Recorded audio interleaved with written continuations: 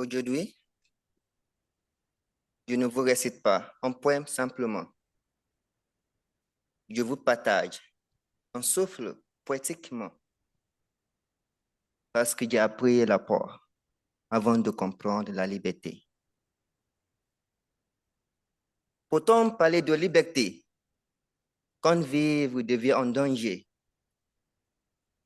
quand survivre est une obligation, quand le corps bat en tremblant sous la porte, quand les nuits étouffent l'espoir sans respiration, quand la parole se perd dans la censure et dans l'oppression,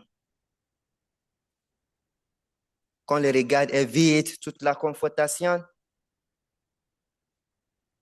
et quand le rêve mord sans réalisation.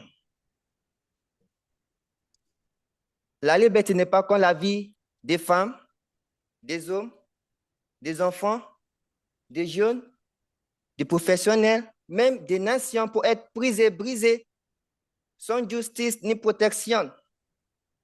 Et le monde continue sans réaction.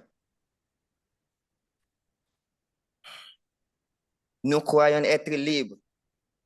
Sommes-nous vraiment libres de penser, de parler, de nous exprimer, de choisir d'être nous-mêmes sans condition? Mesdames, Messieurs, si la liberté n'est pas tout cela, alors qu'est-ce qu'elle est en réalité? Pour moi, la liberté ne se définit pas seulement par des mots. C'était une réalité que j'ai vécue. J'ai vu des lieux où il y avait de la sécurité, mais la vraie sécurité n'existe pas.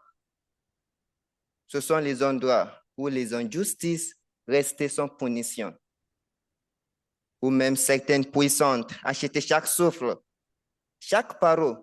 Ils achètent même la vie des autres pour rester au pouvoir et garder leur reconnaissance, pour préserver l'avenir pour leurs descendants qui ne sont pas encore dans l'existence.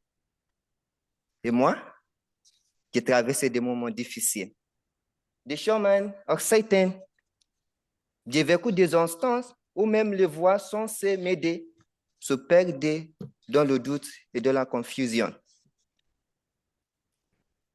Alors, un jour, une opportunité s'est présentée.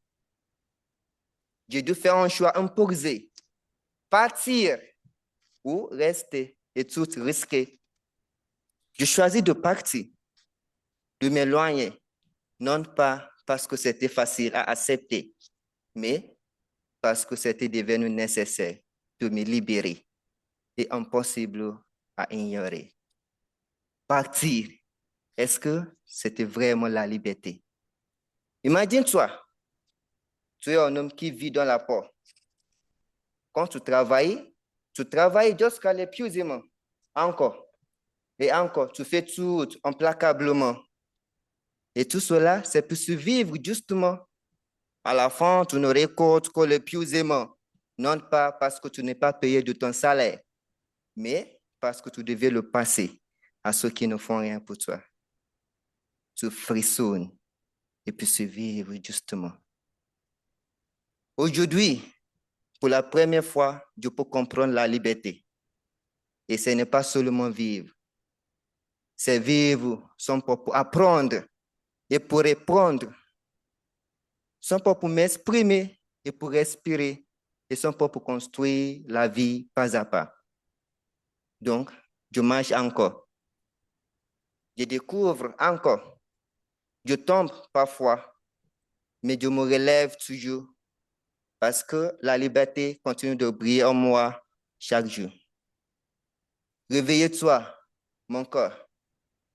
N'oublie jamais que chaque chemin, même difficile, a un sens, que chaque rencontre peut changer la vie, que chaque rêve mérite d'être poursuivi. Bonjour, liberté. Moi, je choisis de respirer. Et toi, quel est ton choix? Un oiseau enfermé ne connaît pas le ciel. Ouvrons la cage, parce que la liberté n'est pas un privilège, ni un choix, ni une langue unique. C'est une flamme que tout le monde doit protéger à chaque instant sans la brouiller. La liberté existe dans ma langue maternelle au Nigeria, le Yoruba. On l'appelle Ominira. En anglais, elle devient freedom. Et ici, en occitan, je veux la dire avec vous, libertas. Ominira, de freedom, libertas. Sont trois mots diversifiés, mais en ce combat, défendent la liberté. Je présente